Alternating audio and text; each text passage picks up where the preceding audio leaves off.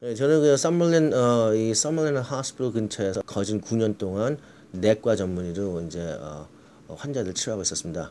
그리고 제가 주요로 가는 병원은 메디컬 센터는 서머랜드 하스피tal 메디컬 센터 바로 옆에 있는 빌딩이고요. 거기서 이제 내과 의사로 일한 지가 이제 한 9년 돼 갑니다. 저는 이제 내과 전문의인데요. 내과라 하면은 그 뭔가 많은 분들이 그걸 잘 이해를 못 하시는데요. 우리는 흔히 말해서 Doctor for Adult, 성인들의 주치 의사로 역할하는 그런 분야입니다. 병들은 웬만한 건 다 봅니다. 말하자면 이게 내과 전문의는 주로 주치 역할을 하기 때문에요. 환자들이 뭐 감기가 걸려도 봐주고, 심장병 있어도 보고, 폐병 있어도 보고, 갑상선, 뭐 당뇨, 골다공증, 또 루마티즘 이제 이런 것도 다 이제 내과 의사가 이제 다 보게 돼 있는데요. 보고 나서 이게 너무 이게 심해서 스페셜리스트 루마티즘만 그것만 의사가 이발리에이션이 필요하다 그런 스페셜리스트한테 리퍼를 하죠. 말하자면 이제 내과가 이제 first line 처음으로 이제 환자 보고 이발리에이션 하고 우리가 치료할 수 있는 것도 웬만한 건 다 내과 의사가 치료를 하게 되어 있습니다. 스와인 플루 한국말로는 이제 돼지 독감이라고 그러죠. 이 돼지 독감은 원래 옛날부터 있었습니다. 1988년도에도 돼지들한테 독감이 있는 게 있었고 요번 4월 달에 새로운 변종이 생겨서 인플루엔자 A, A형의 H1N1이라는 변종 그거 생겨서 그게 새로 이제 드러났는데요. 미국에 아마 이 3월 달쯤에 아팠던 환자들이 어린애들 둘, 14살 난 남자애하고 9살 난 여자애였을 겁니다. 그 CDC, Center for Disease Control에서 그 스페시먼을 봤을 때 이게 새로운 인플루엔자 A 서브타입이라는 걸 찾았는데요. 조금 있다가 멕시코에서 굉장히 크게 많은 환자들이 나타나기 시작을 했는데 맨 처음에 생각하기를 그 3월 달쯤 멕시코에서 그 인플루엔자 독감 있는 환자들이 많이 생기기 시작했는데 그때 생각하기는 매년마다 오는 인플루엔자가 좀 마지막으로 한번 이게 크게 오는 거다 생각을 했었죠. 근데 거기서 이상해서 그거를 CDC에다가 리포트를 해서 CDC에서 스페시먼을 가져와서 봤을 때 이게 같은 이게 뉴 스트레인이라는 거 그때 알게 됐죠. 그게 4월 한 20일 정도였을 거예요. 그러고 나서 급속도로 환자 숫자가 늘고 멕시코에요. 그리고 한 100명 이상이 사망한 걸로 나왔죠. 그걸 알기 시작한 후부터 미국에서도 미디어에서 스와인 플루 돼지 독감이 새로운 스트레인이 나왔다는 것을 리포트함으로써 많은 환자들이 이제 병을 찾기 시작하고 테스팅을 하면서 여태까지 지금 스와인 플루 걸린 환자들이 2,600명이 넘는 걸로 오늘 날짜로서 2,600명이 넘는 걸로 CDC에서 리포트가 되고 있습니다. 그럼 미국 안에서는 지금 여태까지 사망한 환자가 3명으로 지금 돼 있고요. 스와인 플루 때문에 사망 환자가 3명으로 되어 있습니다. 그리고 좀 더 자세하게 말씀드리자면은 독감은 뭐 계속 매년마다 있었고 독감을 걸려서 사망하는 환자분들이 한 50만 명 정도 됩니다. 1년에. 이게 스와인 플루가 아니라 그냥 보통 독감에서요. 하는 게 한 50만 명 정도 되거든요. 매년마다. 주로 어린애들 아니면은 노인애들. 근데 요번 독감이 돼지 독감이 옛날에 1918년도에 나왔던 그 스페인 플루 그 팬데믹에서는 500만 명 이상 세계에서 죽은 걸로 알고 있는데요. 그럴 때쯤 그렇게 굉장히 독하진 않습니다. 아직은요. 아직은 독하지 않아서 증상들이 생기는 게 굉장히 아주 마일드해요. 그래서 보통 감기하고 보통 때 걸린 독감하고 비슷한 증상이 있다가 주로 문제 없이 많이 나는데요. 이게 디벨로핑 컨트리 같은데 멕시코 같은 데서는 환자 숫자들이 많이 죽었는데요.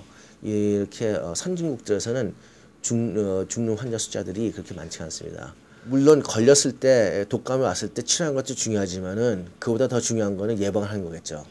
지금 아직 백신이 돼지 독감에 대한 백신이 아직 안 나와 있습니다. 그렇지만 우리가 매년 흔히 오는 독감하고 똑같은 식으로 예방을 하면 되겠습니다. 첫째, 증상에서 기침하거나 그러실 때는 항상 티슈로 입을 막고 기침하시고, 그러니까 에리케이시죠. 이제 기침을 하실 때 이제 막고 하시고 티슈로 빨리 티슈 버리고 즉시 가서 손을 물하고 비누로 꼭 씻으시고요.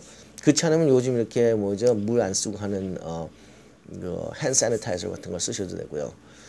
그리고 기침 안 하셨다 하더라도 밖에 나갔다 오시거나 어디 가서 도어 핸들 만지든지 그러면은 수시로 손을 지금 씻는 게 굉장히 중요합니다. 이게 옮는 게 어떻게 옮냐면 그럼 사람부터 사람으로 옮기 때문에요. 누가 악수를 하거나 그러면 꼭 되도록이면 손 씻는 게 좋으시고요. 옮는데 제일 빠른 속도로 옮는 게 내가 손으로 내 입을 만지거나 내 코를 만지거나 눈을 만지면 이게 빨리 이게 바이러스가 들어갑니다. 그렇기 때문에 되도록이면 입, 코, 눈을 안 만지시는 게 좋으시고요. 손을 꼭 씻고 만지세요. 네.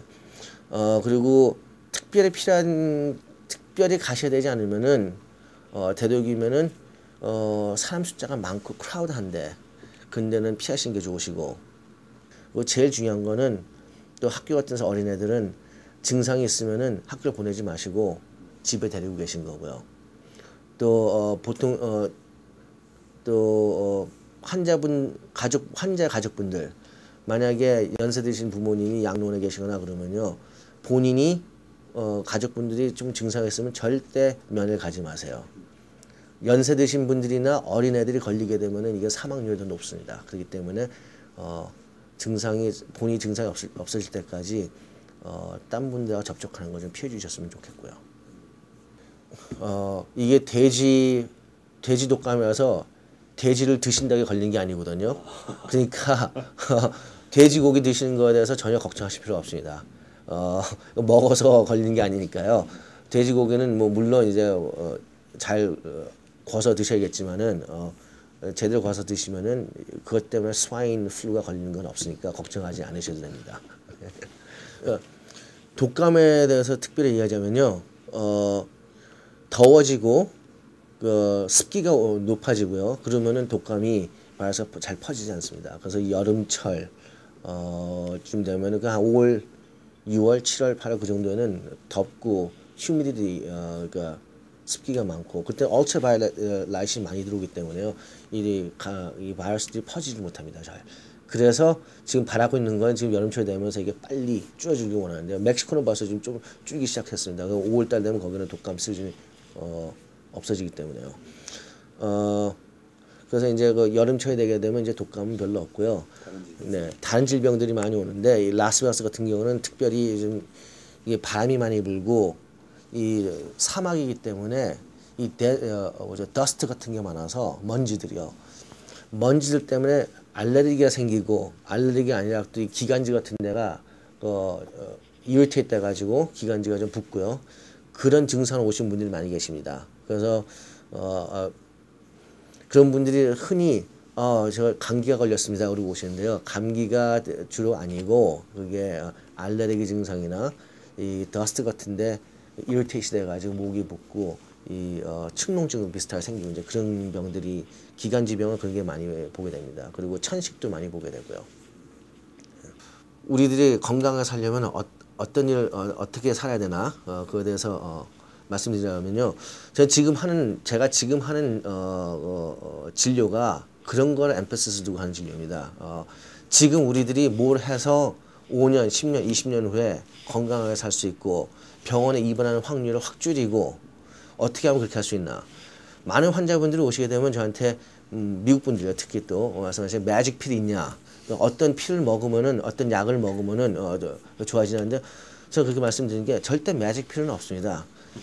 약은 내가 병이 걸렸거나 내가 지금 그 병이 걸릴 확률이 많아서 그걸 방지하기 위해서 약을 먹는 거죠. 그 하나하나를. 제가 봤을 때 매직 필요는 없지만은 저기 매직한 건 하나 있습니다. 운동입니다. 운동. 그래서 저는 모든 환자분들한테 200명 전부 다 제가 환자분 한 분 한 분한테 어떤 식으로 운동을 하시라 그거를 각각 환자분들이 다르니까 그거 제가 이렇게 한 분 한 분한테 다 이렇게 적어드리고 있습니다. 그래서 고정적으로 운동을 하시고요. 그리고 되도록이면은 소식하시고요. 그리고 탄수화물을 하얀 흰밥, 흰쌀, 밀가루 이제 이런 것 좀 되도록 많이 피하시는 게 좋습니다. 왜냐하면 연세가 드시면서 성인병들이 많이 오겠죠. 오는 게 주로 많이 오는 게 고혈압, 당뇨. 그러면서 같이 오는 게 심장병입니다. 미국에서는 아직도 첫 번째로 사람들이 죽는 이유 중에 사망률 중에 제일 큰 비율이 아직도 심장병이거든요. 그거를 방지하기 위해서는 당뇨를 방지하셔야 되고 고혈압을 방지하셔야 되고요. 그러면 만약에 방지 못 하신다 해도 당뇨가 오시거나 고혈압이 오시게 되면은 그거를 컨트롤 잘 하셔야 되는데 그러려면은 식이요법이 제일 중요하고요. 식이요법하고 운동이 제일 중요합니다. 그래서 특히 한국 분들 흰쌀 좋아하시는데요. 흰밥 좀 피하시고 밀가루 종류 많이 피하시고요. 짠 것도 많이 드시는데 짠 것도 좀 피하시는 게 좋고요. 그리고 이제 운동을 하셔야 되는데 운동은 보게 되면은 대부분 환자분이 말씀하셔. 저는 하루에 한 30분씩 걷습니다. 그런데요, 물론 그것도 좋죠. 그걸 시작하는 게 좋은데 그 정도 가지고는 충분하지 않습니다. 그래서 해야 되는 게 우리가 얘기하는 에어로빅 엑서사이즈, 카디오 워크아웃 그거를 하루에 하실 때마다 한 40분 정도 하셔야 되고요.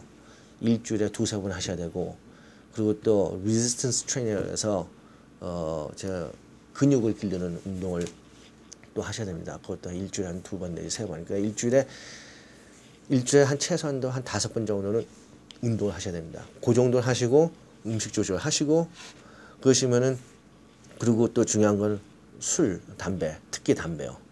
담배를 안 태우셔야 됩니다. 담배 태우시게 되면은 폐암 올 가능성도 많고 심장마비 올 가능성이 몇 배가 됩니다. 그렇기 때문에 이제 그리고 이제 콜레스테롤도 높아질 확률도 많고요. 담배 피시면. 그러니까 담배 안 태우시고 운동하시고 음식 조절하시면은 뭐 특별히 집안 내력이 안 좋지 않으시면요. 요즘은 이제 80, 90, 100까지도 사셔야 됩니다.